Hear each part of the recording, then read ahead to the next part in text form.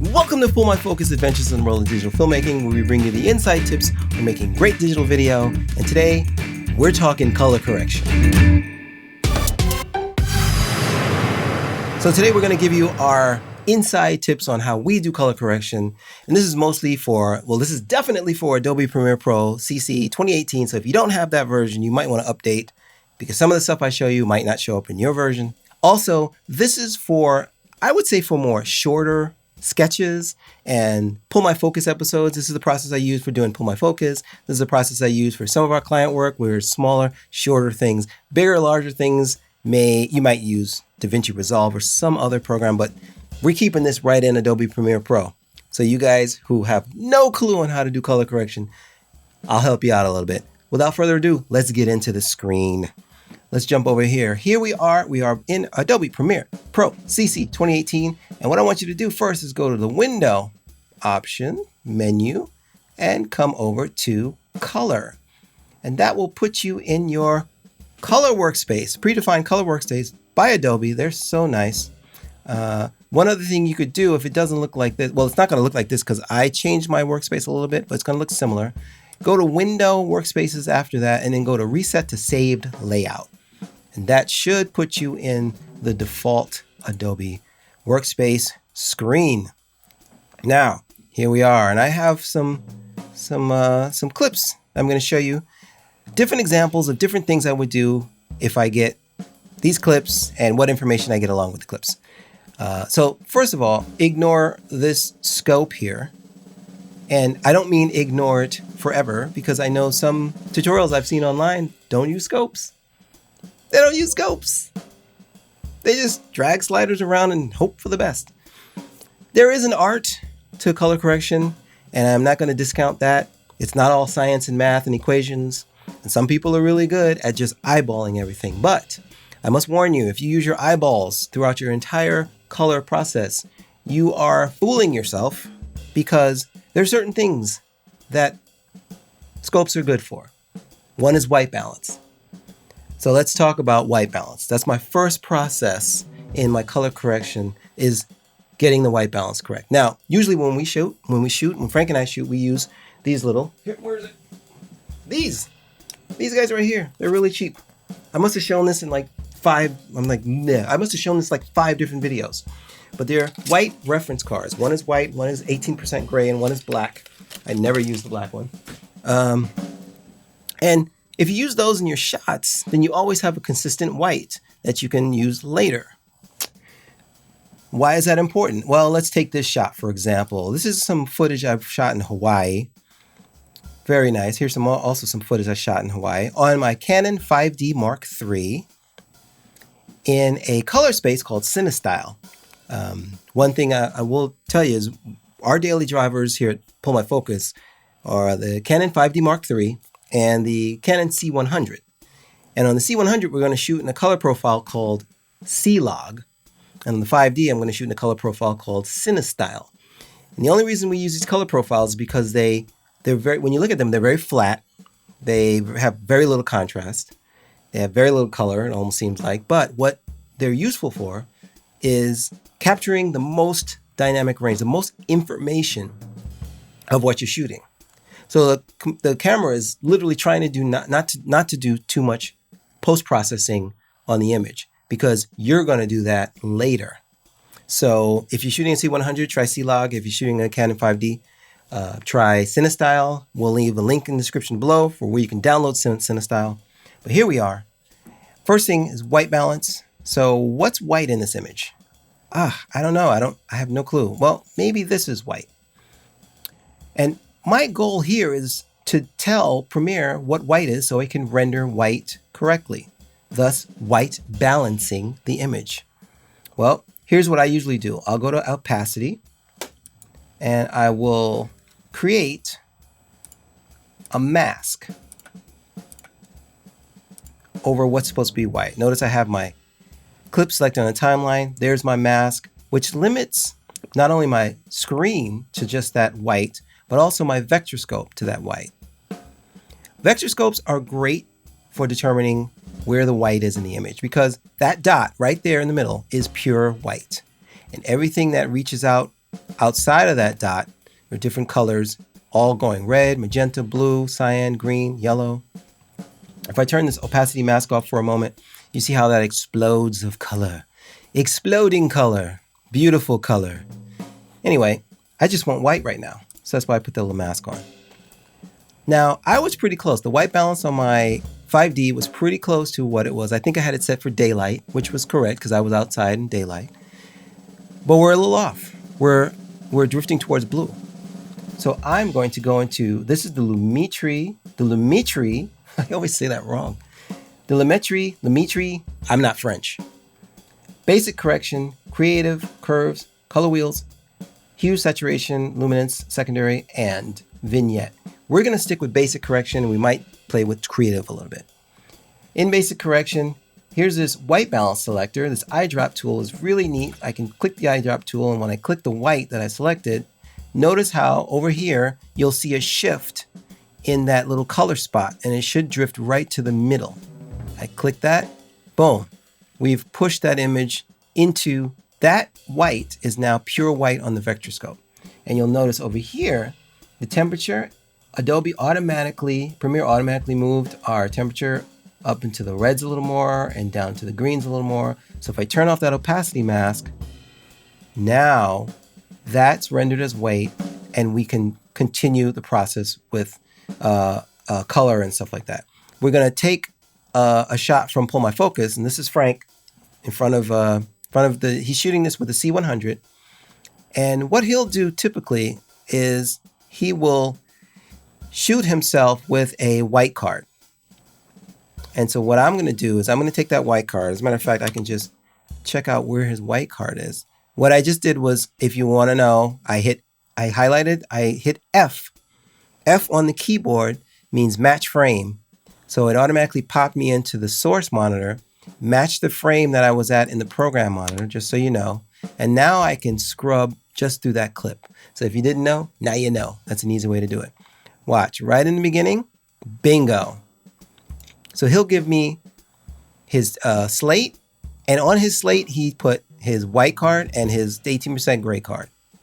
So once again, I'm actually going to use this. Let's take this. Let's do I for in and O for out and drag this. I'm just going to drag this on top of here. And now we're looking at that white balance card, that sweet white balance card. Once again, I'm going to click it, create a little opacity mask.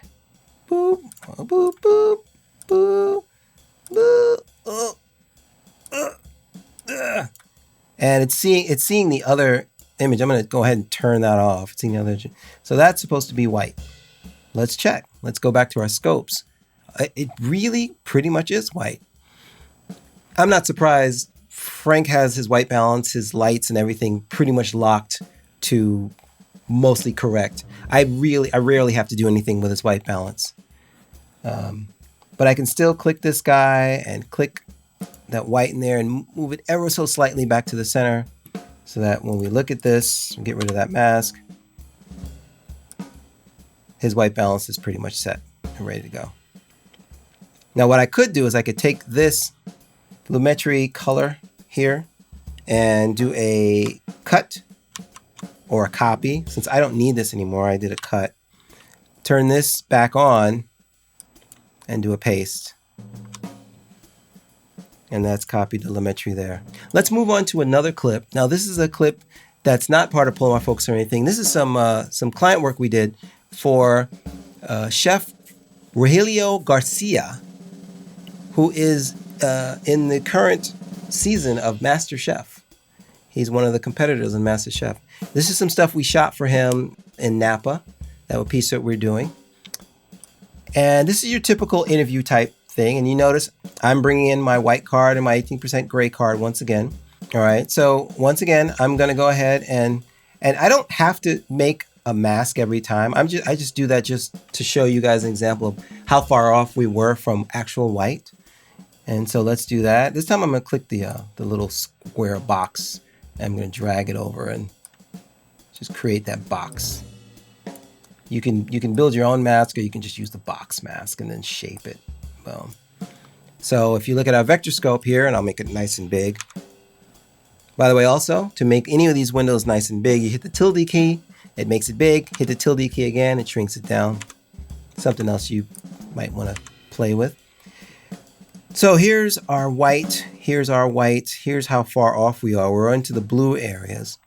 So I'm going to choose my white balance selector from basic correction, click it. It moves us back into the nice white zone. Let's get rid of that mask. And now our white balance is set for this shot. So that's how I'm going to handle white balance.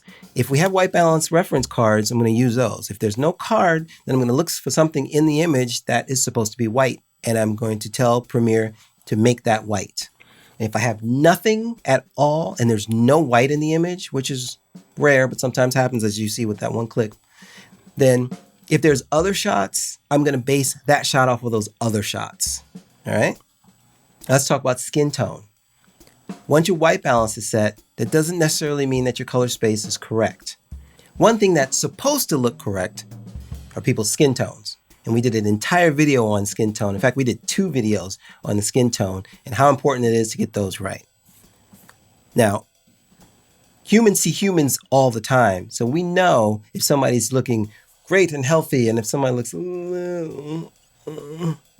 okay, stop, don't do that. That's not funny. So I want to make sure all my people and my shots look correct. How do you do that? Well, it's simple. Once again, you use your vectorscope. So here's a shot of another chef, and he's creating something, but there's some nice like fire. Look at that against his face. That looks beautiful. That's pretty sweet. But he looks a little yellow. In fact, the whole shot looks yellow. So let's first do our white balance on here. Now, I don't have a white balance reference card. Actually, I do, but let's say for sake of argument that I don't have a white balance reference card. What can I do? Well, he's a chef. His outfit should be white. So I'm going to go ahead and check his outfit. So let's do an opacity around a good part of his uniform. And let's check our vectorscope. Whoa, that's really far off. That is way yellow and a little bit of red, and holy smokes. So let's go tell Premiere, white balance selector. Boom. We're going to say that's white. Let's turn off that mask and take a look. Wow, so that has cooled off greatly. The kitchen looks really nice now. The kitchen looks amazing. In fact, he still looks pretty good, but let's check skin tone. That's what we're here for. Once again, I'm going to do another mask, and I'm going to take a nice big portion of his skin. I'm going to take a zombie chunk out of his skin. Now, let's take a look at this. We said in our other video about skin tone is that this line here at 1030 is the skin tone line. This line means this is where human skin should fall. And watch our other video because we go into really great detail about why that is. This right now, his skin tone is falling a little below that line. So let's move that skin tone up onto the line. The way I can do it is the obsolete fast color corrector. Adobe, why is it obsolete? We need that. The fast color corrector allows me to change what's called the hue angle. So I can move the colors around white to what they need to be. So let's do that. I'm going to go into my effects tab and then just type fast, which brings up the fast color correction plugin. And I'm going to apply that, just drag and drop it onto my sous chef footage. The sous chef footage was shot on the C100, so it's already got great color space. Now, looking at this, once again, we see that the skin tone is a little below the line. What the fast color corrector can do is, if I shrink these down a little bit, here's the fast color corrector here. It allows me to change this. That is the hue angle. So as I drag the hue angle around, notice what's happening to the color on the skin tone line. I can roll it up and down and up and down. And what I want to do is I just want to roll it so it's right on the line. Boom. All right. All right. Let's take a look. I'm going to turn off the opacity. Wow.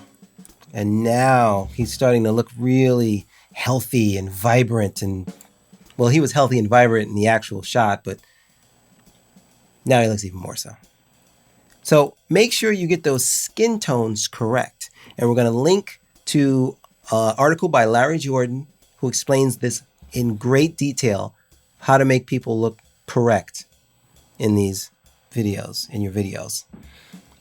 So once I got my white balance correct, and once I have my skin tones correct, the next thing I'm going to look at is all the other little sliders under basic correction, which will give me a better dynamic look to the image. Let's stay on the sous chef here. I'm going to introduce you, now you've met the vectorscope. I'm going to introduce you to the waveform here, which is called the Luma waveform for luminance. And this has a scale. And right now it's showing -20 all the way to 120. We want to worry about 0 to 100. And what we want to do is we want to make sure that we're spreading out the dynamic range across as much of the image as possible. Well, so we want to go from 0 to 100 with as much of the information as possible, if I could put it really simply. And just to be very clear, so you understand what's going on here, is this is showing the intensity of the image from left to right, the intensity of the image from 0 to 100. Okay, if I move this a little bit around, you'll see it move around a little bit. And you'll see this hot spot here? This is his outfit, his uniform. So when I move it around, you'll see it kind of moves with him. All right.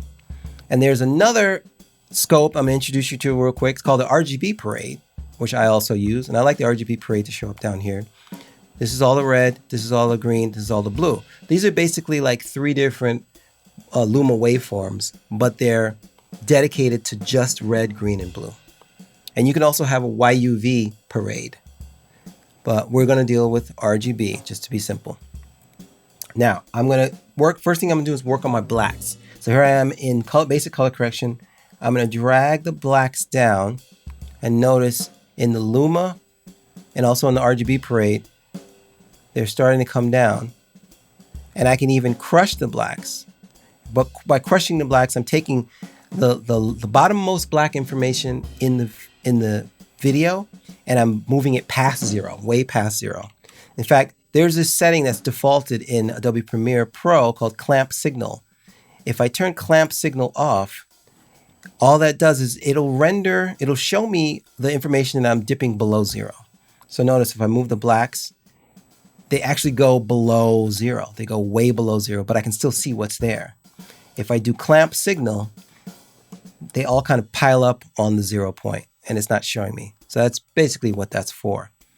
So as I bring those blacks down, you notice how the image gets a little more contrast. And the next thing I'm going to reach for is the whites. Some people reach for exposure. I would avoid reaching for exposure immediately, mostly because different cameras handle exposure differently. So I'm going to be able to move my exposure much higher on the C100 than I can on the 5D because the sensors are way different. So I'm going to do whites. Let's bring the whites up. As a general rule, some people say your starting point could be make sure your highest whites are sitting between 90 and 100. What's that doing? That's basically letting me spread the dynamic range of the colors across the entire spectrum.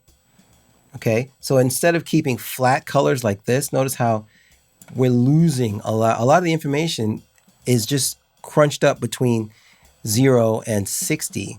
If I bring the whites way up and spread that out, notice how the image gets more vibrant, a lot brighter. And there are highlights, there are peaking whites, but they're not part of the information that we really are concentrating on. We're concentrating on the sous chef. So some of those can actually get smashed out to hell. I don't care. I just need him to look good. Beyond that, then you can start to mess with the shadows, and the shadows fall somewhere in the lower area of the range. So when I move the shadows around, you see the lower area moves. Okay, the highlights move the higher areas up, so I can change the highlights here. And another thing I like to do is contrast. If you bring the contrast down, the picture doesn't look like it has as much range. I'm going to boost the contrast up a little bit. And finally, we can talk a little bit about the creative part. When you go into creative correction, that's where you're talking about LUTs or lookup tables, which could be the subject of a whole entire other video. So I'm going to skip that for now. But suffice to say, LUTs are basically presets. And they're presets of all the stuff we just did. It's a preset information of the blacks and the whites and the highlights and all that stuff. Let's talk about saturation and vibrance, because this is the next thing I'm going to touch on.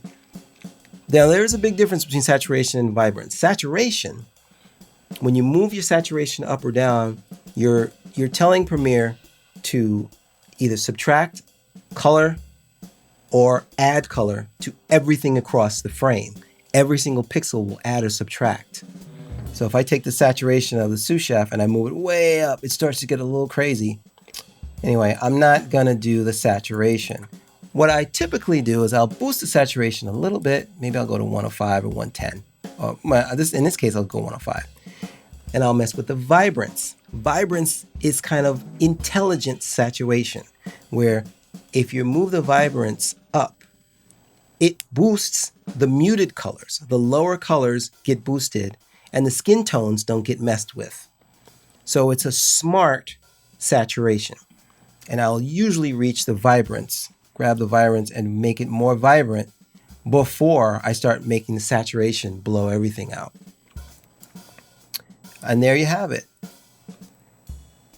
In a nutshell, this is how you create the more dynamic shots. Now, like I said, color correction is an art. I use the scopes for the most of the beginning of the process. We haven't talked about a lot of things. We haven't talked about color grading, which is different from color correction. Color correction is the process where you're getting your pictures to look correct, i.e. white balance and skin tones and dynamic range. Color grading is where you're going for a specific mood.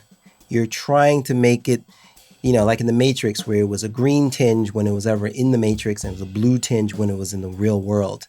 That's color grading. So hopefully I taught you something that you didn't know, or maybe I taught you a different way of doing things. Please post in the comments, ask plenty of questions. I hope I didn't rush too fast. I tried to make this shorter than longer, but there's a lot to cover in color correction. So let me know in the comments below what you guys do, what your process is for color correction. If I helped you out, that'd be great. Don't forget to check out pullmyfocus.tv for all our articles and videos. And like I said, hit me up. Let me know if this helped. I'll be happy to do more tutorials about our process. And until then, we'll see you next time.